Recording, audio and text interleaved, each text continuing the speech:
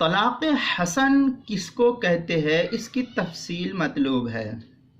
جواب: طلاق احسن بہت مناسب طریقے سے، یعنی طلاق احسن یہ ہے کہ ایک طلاق ایسے پاکی کے زمانے میں، ایسی پاکی کی حالت میں دی جائے جس میں مرد نے بیوی سے، عورت سے صحبت جماع نہ کیا ہو، پھر اسے چھوڑ دیا جائے اور مزید طلاق نہ دی جائے، اب اس سے زائد طلاق نہ دی جائے۔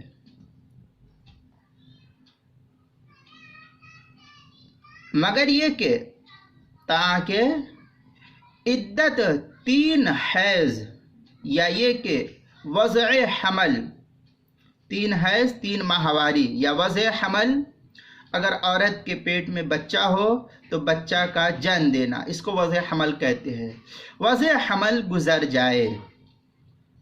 طلاق دینے کا یہ طریقہ سب سے بہتر طریقہ قرار دیا ہے فقہا نے۔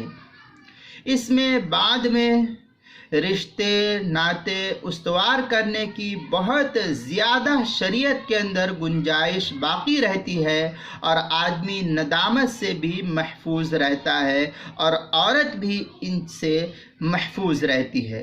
لہذا طلاق حسن یہی ہے کہ بہت مناسب طریقے سے ایسے زمانے میں طلاق دی جائے جس میں مرد نے عورت سے صحبت نہ کی ہو۔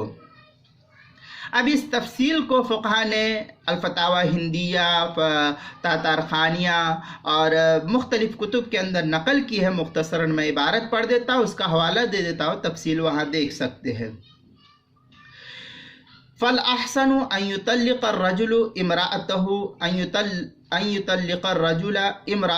تطلیقة واحدة في طہر، اس کے تحت جو ہے نقل کیا ہے الہدایہ کے اندر، ہدایہ کتاب الطلاق باب طلاق السنہ، دوسری جلد 354 صفحہ، جو اشرفی بک ڈپو دیوبند کا چھپا ہوا ہے۔ اسی طریقے سے او کانت حاملاً، یہ عبارت جو ہے فتاوی ہندیہ کی ہے، کتاب الطلاق الباب الاول فی تفسیرہ و رکنہ کے تحت پہلی جلد 348 صفحہ، جو پرانا نسخہ ہے۔ در مختار ما شامیہ کی کتاب الطلاق چوتھی جلد، جو زکریا بک ڈپو کا چھپا ہوا نسخہ ہے، اس کی 432 صفحہ چوتھی جلد۔ فتاوی تاتارخانیہ جو دیوبند زکریا بک ڈپو کا چھپا ہوا نسخہ ہے، اس کی جو چوتھی جلد 379 صفحہ مسئلہ نمبر 6473 کے تحت جو ہے نقل کیا ہے۔